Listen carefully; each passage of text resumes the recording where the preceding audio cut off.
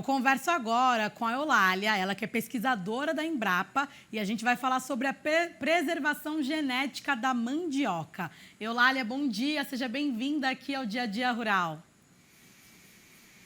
Obrigada, bom dia a você, bom dia a todos que estão nos ouvindo.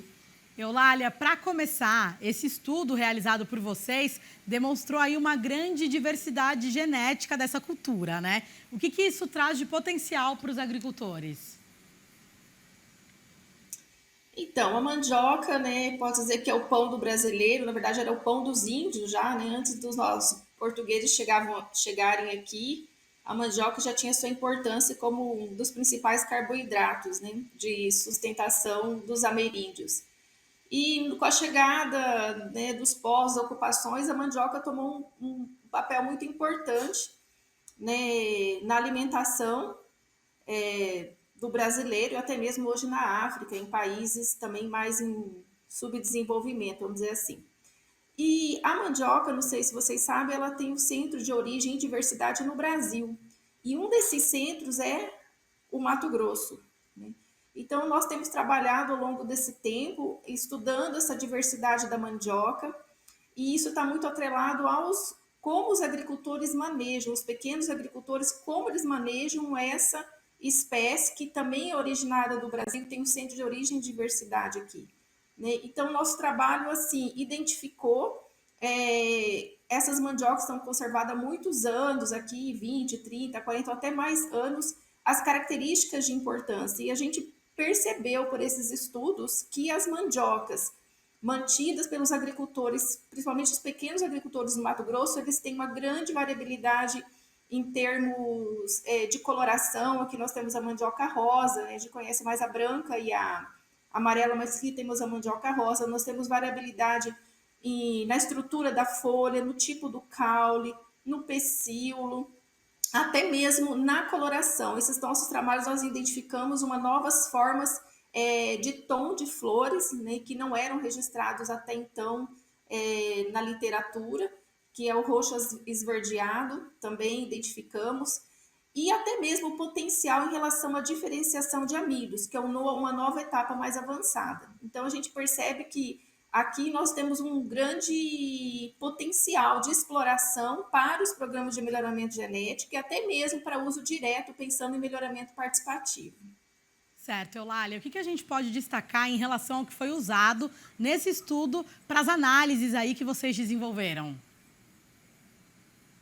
Então, o Mato Grosso é grande, como o nosso todo o Brasil, né? Então a gente decidiu assim cortar uma parte assim. A gente pegou o mapa do Mato Grosso e vimos uma região que está em grande crescimento. Tanto é que no último censo agora a gente percebeu que as cidades mais ao médio norte, norte do Brasil, né, aqui do Mato Grosso, são uma das cidades que mais cresceram nos últimos 10 anos. Então, a gente decidiu selecionar as cidades que ficam ao longo da BR-163, a partir mais ou menos do médio do Mato Grosso até sentido Pará, 10 municípios. E nós coletamos essas mandiocas de agricultores que atendem o mercado consumidor. Se a gente for ver o mercado consumidor dessa região, por exemplo, nós estamos na Embrapa Agrosilvo Pastoril, que é em Sinop. Sinop é uma cidade de 200 mil habitantes, mas ela atende um nicho mais ou menos de 500 mil habitantes. Então, a gente, só Sinop. Então, se a gente for pegar ali das primeiras cidades, Lucas do Rio Verde até a divisa, né, do Pará, dão 10 municípios. Então, você vê que ela atende um grande mercado consumidor. E mandioca todo mundo come, né? Ou é no final de semana com um churrasco, ou é comendo no dia a dia, mas é consumido, há um alto consumo de mandioca. Então, nosso interesse foi fazer uma sessão e visualizar como essa diversidade nessa região. E até mesmo pela ocupação, né? Aqui são pessoas principalmente vindas da região sul, e como eles conservam, como é isso? Então, o nosso trabalho identificou que mesmo nessa região, com pessoas vindo desde a década de 70, houve uma grande manutenção e ampliação da variabilidade e com características muito interessantes. Gancho que você trouxe para a gente em relação à região destas análises, de que forma as características, né, do local, as características de cada região contribuíram também para a pesquisa? Então, a a gente sabe que os agricultores, eles selecionam aquelas mandiocas que são mais adaptadas à região. Então, se a gente partir do pressuposto que essas mandiocas já cultivadas, já comercializadas, produzidas aqui, elas são frutos de uma adaptação de longos anos. Então, elas têm alelos favoráveis, elas foram selecionadas pelos próprios agricultores de forma que elas pudessem estar adaptadas às sazonalidades de chuvas, de seca, mandiocas que cozinham ou não, tempo de colheita, tempo de permanência no solo, resistência a doenças. Então, essa região, associado aos anos de seleção, que selecionaram aqueles materiais adaptados, faz com que o agricultor ele tenha um avanço muito grande, porque ele já parte de um patamar em que ele mesmo já fez a sua própria seleção de variedades crioulas, né? Então, juntando a região com as características, a gente hoje tem caracterizado um pool, né? Nesse trabalho foram 70, acho que 71 variedades, mas nós temos mais variedades que nós avaliamos, né, ao longo desses anos, né? Então, a gente percebe que nós temos, sim, um bom acervo, muito interessante para nós selecionarmos ainda mais e atender ainda mais às necessidades dos agricultores. Então, a partir daquilo que eles mesmos têm, né? Certo, Eulália. A gente pode falar que teria algum manejo diferenciado para essas novas variedades ou seria o mesmo manejo? O manejo, geralmente, como são agricultores familiares, né, eles não usam uma alta tecnologia, até mesmo pela limitação de recurso. Muitos deles, por exemplo, já têm uma produção agroecológica, né? Então, assim, eles fazem o manejo de acordo com as condições financeiras deles, então eles acabam selecionando variedades que sejam mais resistentes a estresses bióticos e abióticos, né? Então, aquele que não tem tanta doença, que é mais resistente a determinada praga, que não precisa de muito, vamos dizer assim, um solo mais ácido, acaba produzindo, né? Que tolera bem a seca. Aqui na nossa região nós temos uma época bem intensa de seca, né? E isso muitas vezes, ou muita chuva também, e isso também acaba impactando no cozimento da mandioca, que acaba sendo o que a pessoa quer, né? A pessoa não quer essa mandioca porque não cozinha bem, eu quero essa mandioca porque cozinha bem. Então, acabou sim que esse ambiente favoreceu a seleção específica, adaptada para essa região, e que o agricultor tem conhecimento da região, associado às variedades, ele conseguiu selecionar aquilo que atende melhor o seu mercado consumidor. Né? Visto que essas mandiocas, na verdade, nós coletamos de agricultores que atendem o mercado consumidor, que produzem, vendem para os mercados, para as feiras, para os locais, assim, né? Para as espetarias, né? Que mais? Revendas, feirinhas. Então, foram esses agricultores que nós coletamos essas mandiocas, né? Encerrar, o que seria o melhoramento participativo da mandioca? Seria esse estudo e a forma que ele foi conduzido ou tem outros aspectos?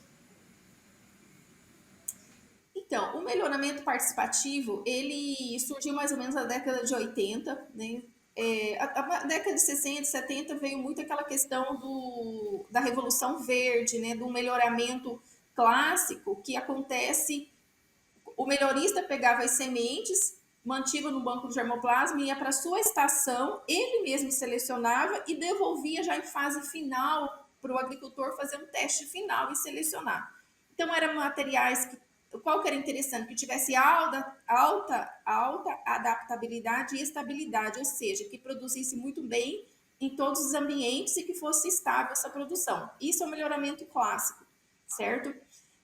Porém, percebeu-se que existiam agricultores que não conseguem atender, porque o melhoramento clássico requer um ambiente muito controlado, então com alta adubação, com água, com irrigação, com fertilizantes, NPK e tudo mais. Mas existem áreas marginais, existem agricultores pequenos que não têm condições de promover isso, então ele tem que viver dentro da sua realidade. Então, o melhoramento participativo ele começou na década de 80, considerando a questão nutricional e os estresses. Então, selecionar considerando os estresses abióticos e abióticos. E, com isso, houve encaminhamento em países da Ásia se faz muito, na Índia e no Brasil também, mais ou menos nas décadas 80, 90, iniciou considerando selecionar dentro de ambientes estressantes. Ou seja, eu vou considerar que o meu agricultor não tem condições, muitas vezes, de fazer uma adubação. Isso não é só para mandioca, isso serve para outras espécies. Certo. Então, ele não tem condições, muitas vezes, de comprar os adubos sintetizados, ele não tem condição de promover uma irrigação, de colocar um calcário. Então, eu tenho que selecionar dentro do ambiente estressante, vamos dizer assim.